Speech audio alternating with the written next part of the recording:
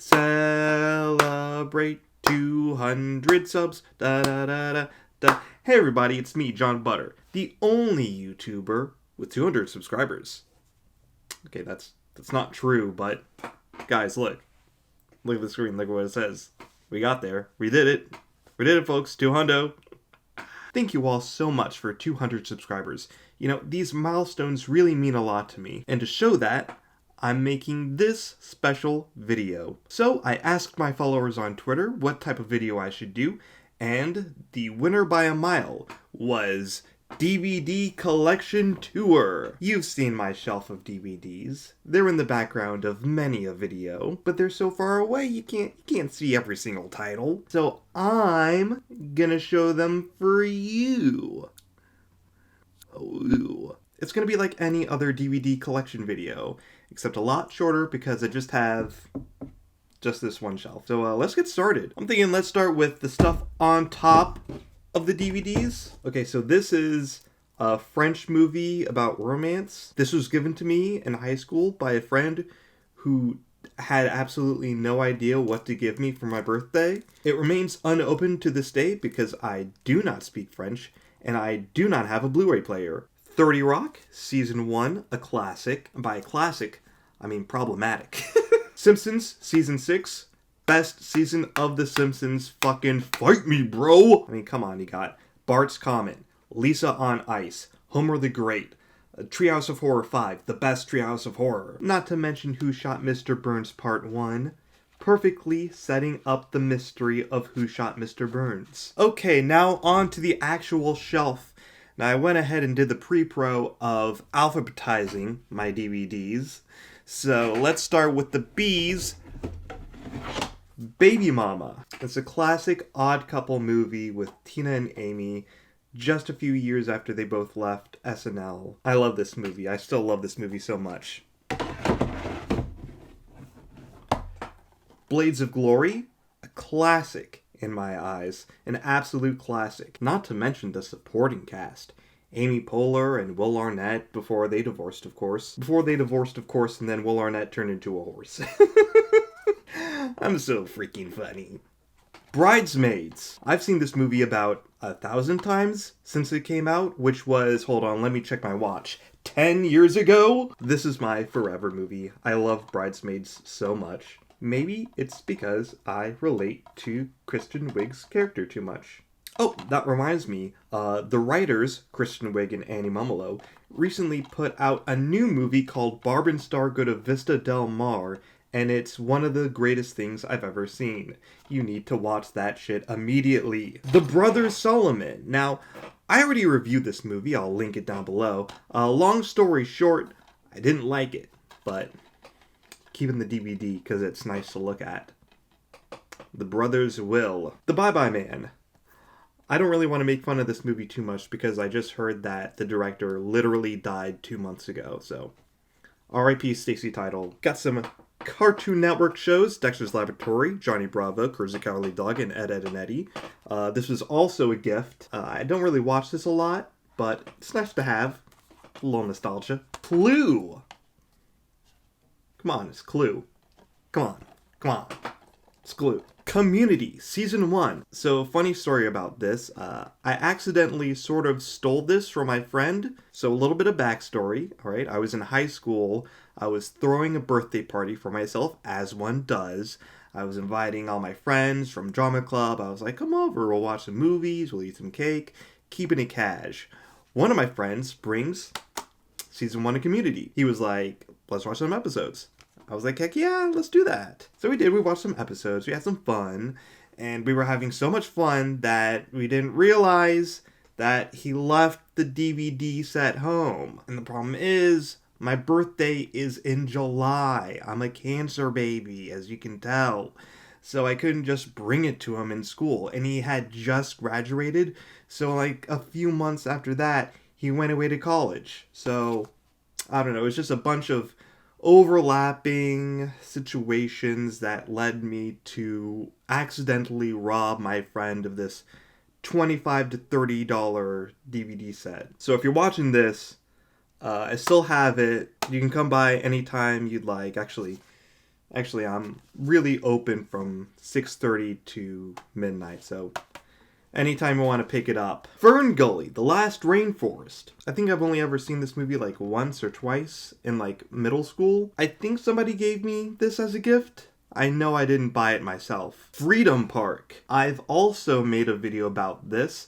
I'll link it down below. The story behind this is a little bit involved, but let's just say it involves a computer camp and making YouTube poops for my parents using clips from this movie. It's a weird movie, but a lot of nostalgia, so I'm keeping it. Garfield as himself. This baby holds 3 Garfield Specials. Here comes Garfield, Garfield on the Town, and Garfield Gets a Life. All 3 of them are amazing in my book. Well, he's a fat cat, a cool cat. Nobody's fool, cat, so look out, 'cause here comes Garfield. Goosebumps, specifically the Say Cheese and Die episode. Now, fun fact, this is the one with a young Ryan the Goose Gosling. And it's also the inspiration for Final Destination 3. Not really, that was a lie. Harry Potter and the Sorcerer's Stone. Or Philosopher's Stone, if you're a nerd. I know it's a little bit cringy to have a Harry Potter lying around the house. This was a good movie, right? I don't know, I haven't seen it in years. Dig it up, on, dig it. Dig it up, on. Holes. Best adaptation of a book ever, because it was written by the author, Louis Sachar himself. Hoodwinked. This is a bizarre little animated film from, was it 2005? Yeah, let's just say 2005. Future me will let me know if I was right via editing here. I remember this is a pretty good movie. The animation was crap, but it was pretty witty, pretty fun.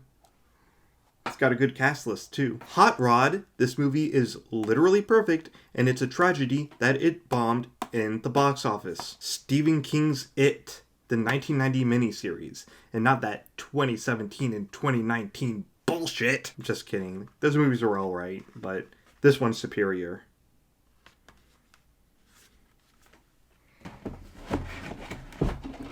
The Jerk. Now, this is actually the newest edition, because I just bought this DVD the other week while I was in Target. I'd seen this movie maybe once before, but I remember really, really loving it, so I got the DVD. Oh, look at this. I got Juno, starring Michael Cera and Elliot Page. Great work from both Michael and Elliot. Kronk's New Groove. What Kronk's New Groove? The direct-to-DVD sequel that nobody asked for. I rewatched this one recently. It's pretty good, you know, obviously not as good as the original. And this plus the TV show where Kuzco goes to school really messes up the timeline of events. It's a little complicated to explain, so I'll just put it back. And then, what a coincidence! Another direct-to-DVD sequel that nobody asked for. The Lion King 1.5. This is The Lion King, but told from the perspective of Timon and Pumbaa. Sort of like a Rosencrantz and Guildenstern are dead type of thing. Yeah, that's right.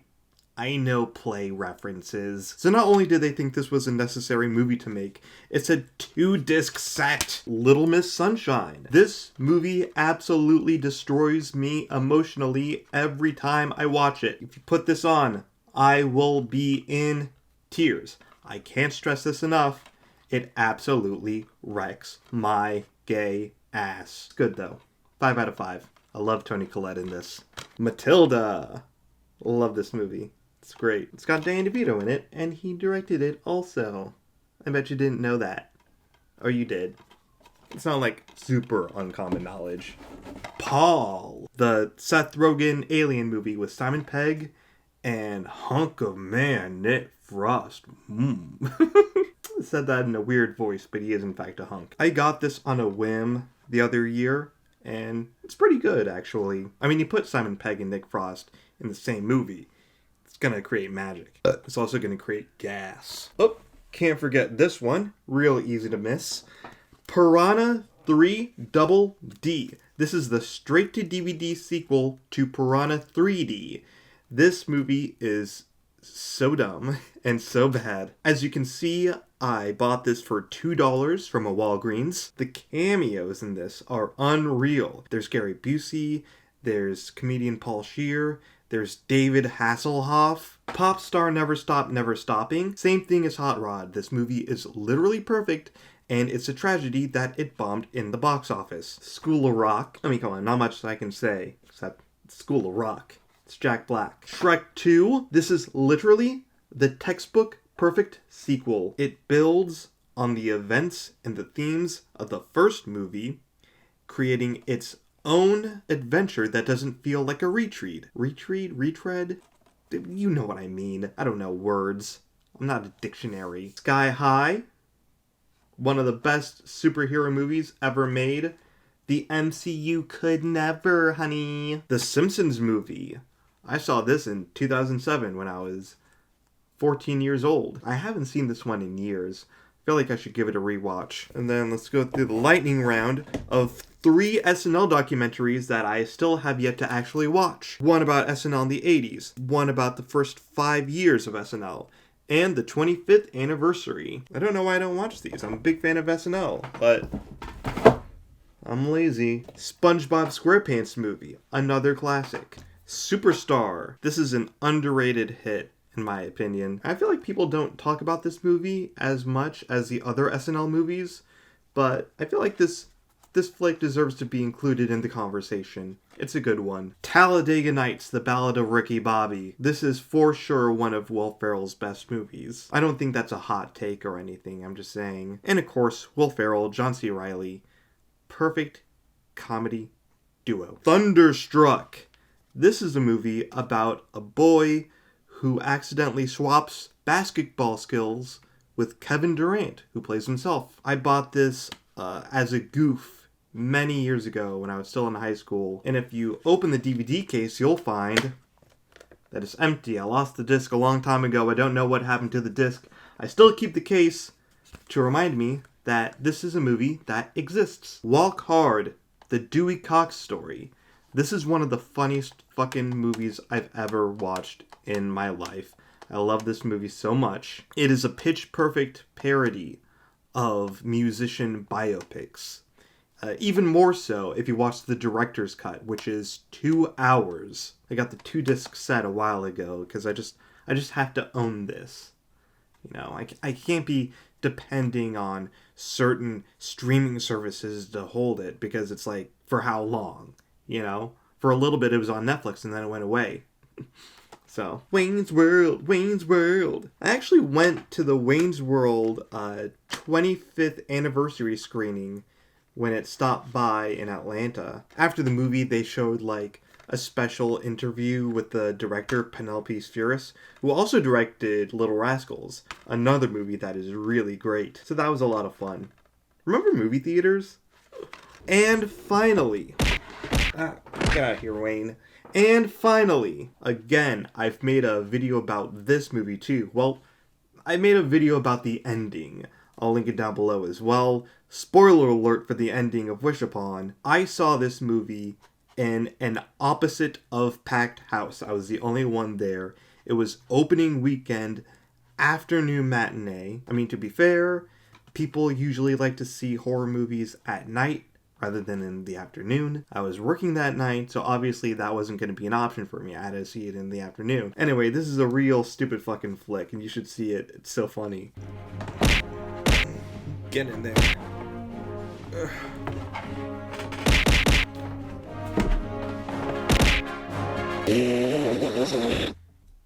Well, that's gonna do it for me this week.